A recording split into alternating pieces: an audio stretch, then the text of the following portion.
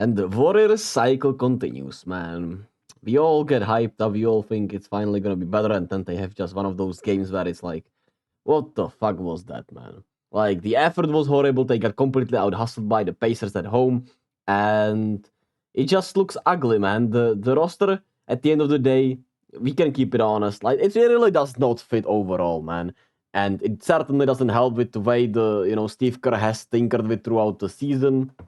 It certainly does not help that Wiggins was unplayable for like 75% of this season. Clay was, really off for 50% of the season. Trace wasn't playing for like 50% of the season.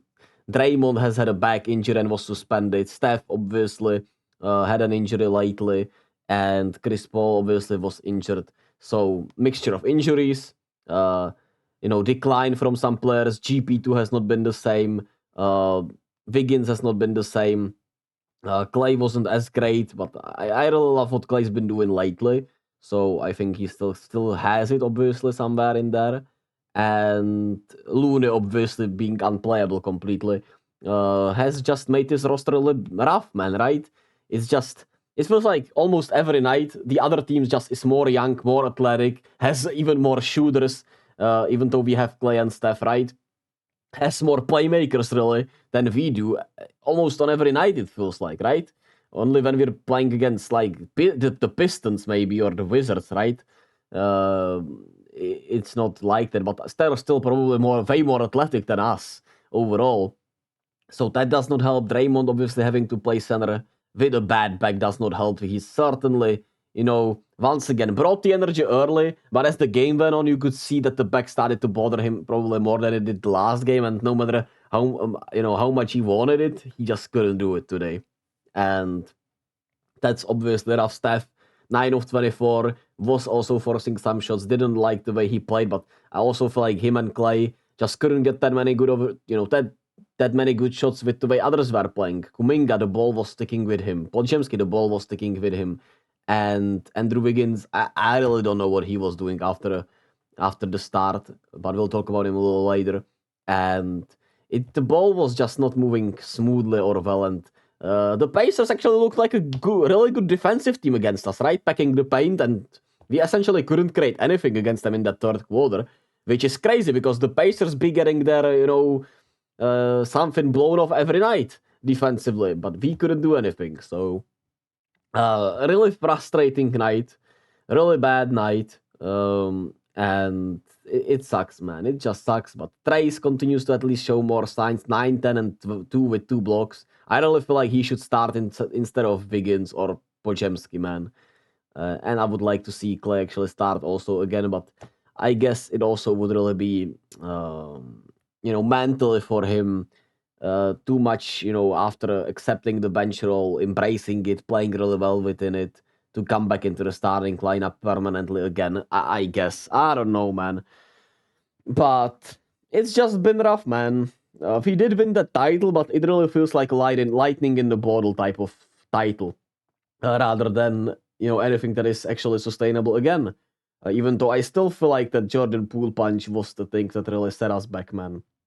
Or the thing that just ruined it, right? I really feel like if that did not happen, we could have easily been in a position where we're great this season, or where we had a really good last season. I don't know if necessarily winning the title, but I really feel like we could have at least been there with the Nuggets in the conference finals if that did not happen. But that's obviously a huge what if, and I might do a script where Draymond does not punch Jordan Poole type of video or something like that. But I don't know how that would work in 2K or something. But it is what it is, man. Not much more else to say, right? The most disappointing thing really is that we just got out hustled completely. I know they're more athletic, they are more young, but you could see that the Pacers wanted it way more than the Warriors did. You could just see it, man. Their energy jumped off the screen, and the Warriors' energy, reeked of a dead person.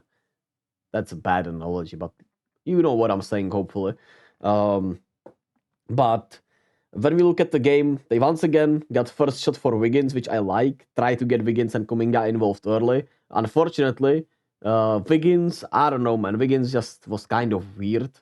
and didn't defend that well today. And Kuminga got a little too caught up, I would say, in the Pascal Siakam matchup and didn't get enough foul calls or any foul calls. And he was then overforced in it, which led to more turnovers, which led to more missed shots.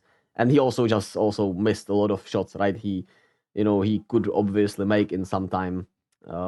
He missed some fadeaways, some mid-rangers. He missed a dunk even, which I don't think I've ever seen him miss a dunk. So that just speaks, the type of night he had. And Steph then, like I said, he lost his rhythm. Clay lost his rhythm in the second half, even though they both were in a really solid rhythm early on in this game. And that is that. Trace and Clay chemistry and Trace overall continues to be the biggest and best story of the last couple of games. With Kuminga, of course, right there, but he had a horrible game tonight, and the defense just has to be better. Simple enough. And I understand getting caught up in the Siakam matchup, right?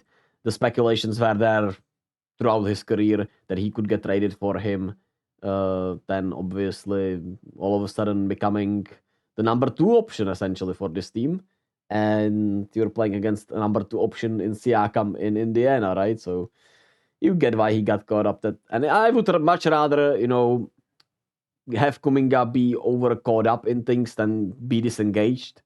Yeah, it was a really bad game today. No, don't get me wrong, but I would much rather see that than see the other side where he would just be disengaged and did not care at all. He did care, but unfortunately tonight he cared maybe a little too much. Hard thing to balance, man. But yeah, the energy and intensity was missing. And is there anything we have to say otherwise? Like, there's not much more else to add with this team, really.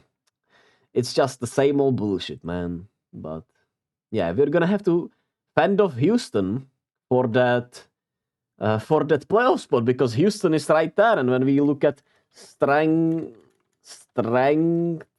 of schedule NBA, remaining schedule strength, where are the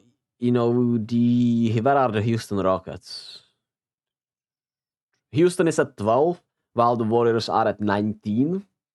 So I guess we still have to play the Rockets, so that's gonna be a huge one. But the Rockets are on a roll nonetheless, right? And they have to play OKC, Minnesota, Clippers, Orlando, Dallas twice. So man, they're on a 7-game win streak. Jalen Green's been playing as well as anyone. And they're catching up, man. They're 2 games behind. So we could easily also miss the play-in, really. So it would be crazy, but it's possible. Shit, man. Maybe it would be for the best. Maybe if we miss the play-in, there would actually be actual changes, which we'll get to once the season ends. We'll get to who should be untouchable, who should not be untouchable, who should be traded, should not be traded. We'll get into all that in the off-season. But take it game by game. We play the Timberwolves next. It's at midnight here in the Czech Republic. I'm pretty sure it's right on the money at midnight.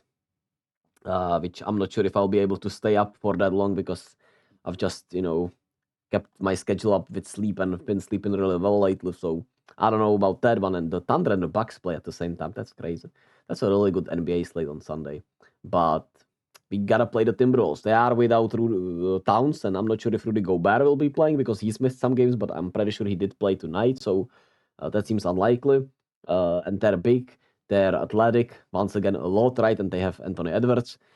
And they already beat us twice in our house. So, shit, man. I don't know. But as always, be kind to yourself and to others. Make sure you enjoy some other things other than basketball if you can. If you're a Warriors fan. And, hey, we're gonna, we'll be fine eventually. It's obviously tough because, we had generational talent on our roster and we won 4 titles. We're one of the dynasties. It's unlikely to ever be the same, but it doesn't have to be. It doesn't have to be for it to be really enjoyable and for it to be an enjoyable journey. Nonetheless, I'll see you all on Monday with the Timberwolves Warriors game, and stay safe, baby.